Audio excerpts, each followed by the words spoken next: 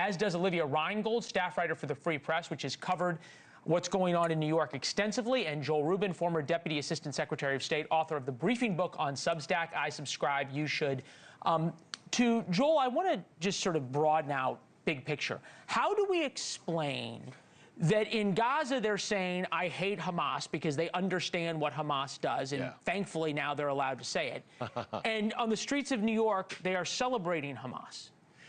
Well, you know, Leland, it puts them in a real conundrum, doesn't it, that they may actually be running against what Hamas negotiates and negotiated right now on the ground in Cairo with the Israelis, speaking to the Israelis, acknowledging that the state of Israel exists and will exist, as opposed to these protesters who basically want the state of Israel to disappear. And I have to tell you, yesterday's anniversary was an abomination. What we saw there, we saw it in London, we saw it elsewhere around the world, of another outpouring of hatred of Jews and of the state of Israel. And it is quite remarkable to see how that is up against the reality of people who are suffering in Gaza, who need peace, and are actually seeing that potentially happening. Well, and look, the fact of the matter is that the best way, if there is, to help Palestinians is to get rid of Hamas. Right. Olivia Reingold out with a piece in the Free Press that I think is really telling. NYPD cops, I will quit if Zorhan is elected. Morale is sagging. The number of officers is shrinking. The candidate who was once said defund the police now wants to slash their overtime.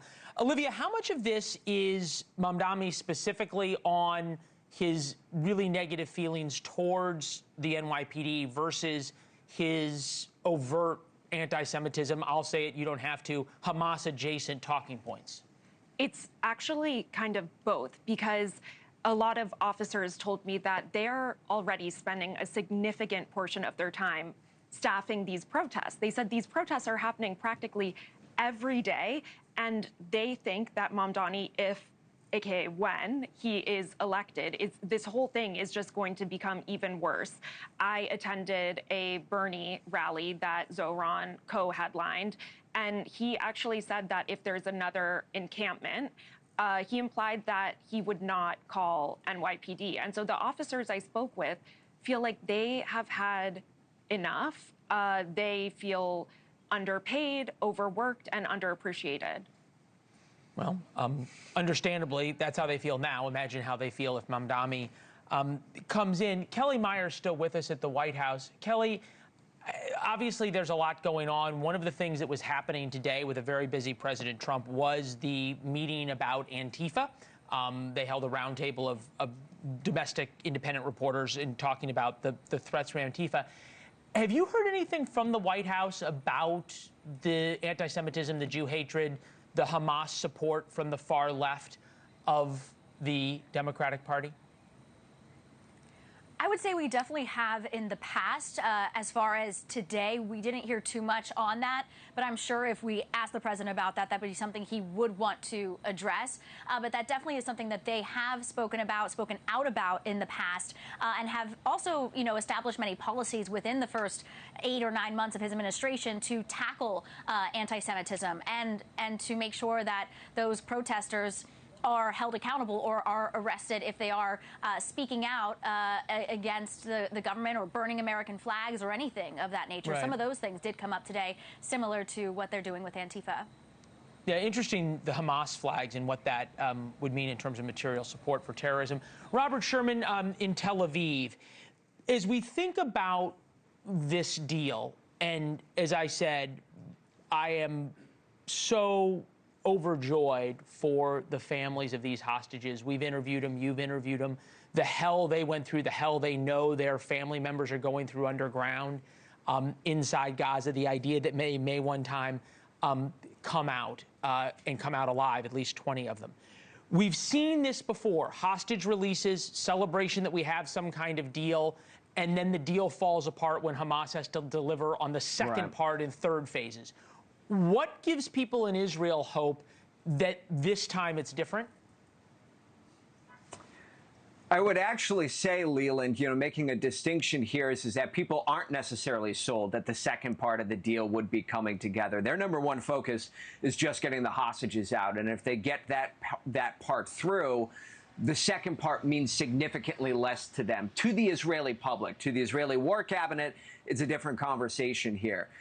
The sole focus is getting the 48 hostages out here. I would say is that everywhere you go, people have no idea how there's going to be this issue of demilitarization, de-radicalization inside of Gaza itself, or who is going to be in control of the Gaza Strip afterwards. People have no idea how those questions are going to be answered. And it seems as though, with what you even heard from the president, they're celebrating, yes, but also appears to be a bit of a punt on the second part of that conversation there, because even U.S. officials have acknowledged those are going to be tricky questions to answer. Joel, to that extent, once the hostages are out, the amount of leverage Hamas has goes down to zero. Okay. To that extent, number one, I think that shows the amount of pressure that President Trump has rallied from the Arab world now on Hamas that gets them to give this up. But number two, where does that put the question of the Israeli war and prosecuting the war against what would be a terrorist organization that may still have remnants inside the Gaza Strip? Well, you know, Leland, there's going to be a withdrawal by the Israeli military as part of this. Maybe up to 70% of the territory moving back. Getting hostages out is, of course, the primary objective in this near phase. But you're right. Look, Hamas had to give. Why? Because the Qataris, the Turks, the Egyptians in particular, leaned on them. I wouldn't be surprised if they told Hamas that if you don't come to an agreement now, we're going to arrest you ourselves in Doha and steal and take away your money, freeze your assets, right? Real pressure, thankfully. But this is going to be a big roiling moment in Israel, though. I can see a scenario where Ben-Gvir and Smotrich and others from the far right... You're talking about the far right of the Israeli... Yes, that they leave. And then that opens up an opportunity for the moderate parts of Israeli politics, Yair Lapid, the opposition leaders, to give a bit of a cushion to Netanyahu to keep the country together and keep the government together. But to Robert's point, the security establishment's not going to just pull back. They're still going to keep the blockade. They're still going to want to see what's going into Gaza. And this is going to be a really hard coalition for the president, but he's going to have to try to do this to keep all these countries together in that phase. Well, and nothing gives you political power like success. President Trump gets the hostages out. That is a huge win. Olivia, I just want to get back to you on what's happening right now inside of New York City and what's fueling these protests. This was Mahmoud Khalil. You might remember him from the past of his incitement of these anti-Semitic, Jew hatred, whatever you want to call it, protests. Here he is, New York City on Tuesday.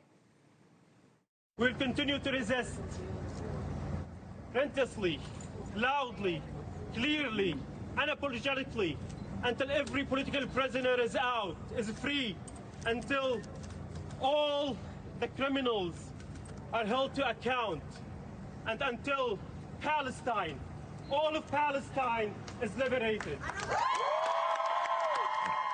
Fair to say that's pretty similar to what Mandami would say and would fight for. But Olivia, the question is this. In your reporting, how widely held are these beliefs? Where is the funding and the fuel and the fire for these protests and this hatred coming from? That is a great question. When you look at polling amongst Gen Z and some millennials, you know, it's quite common for these young Americans to believe that Israel is committing a genocide, and even for them to be more sympathetic to Hamas than Israel. But Mahmoud Khalil, I think it's fair to say that by some young New Yorkers, certainly students of Columbia University, he is considered a civil rights icon. I went to his release rally, and you know, the way people were clamoring around him, it was as if he were Rosa Parks or something like that. But I also just want to add, I was the reporter who uncovered that Zohran Mamdani had attended Within Our Lifetime rallies.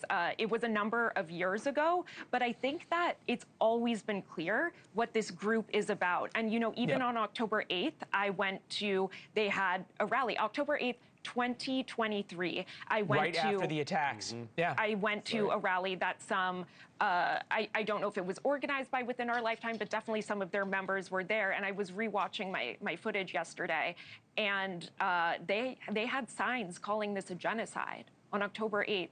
Right. They were and they weren't calling it a genocide against the Jews. They were already trying to say that the Israelis were committing a genocide, which important distinction. Which they are not. Nope. Objectively. So, Olivia, great reporting as always. Joel, thank you very much. Kelly Meyer, Robert Sherman, as the sun's coming up in Tel Aviv. Robert, get a couple hours sleep. You got a busy few days ahead, my friend. Thank you for watching. Subscribe below and download our NewsNation app right now on your phone, and you will get fact-based, unbiased news for all Americans.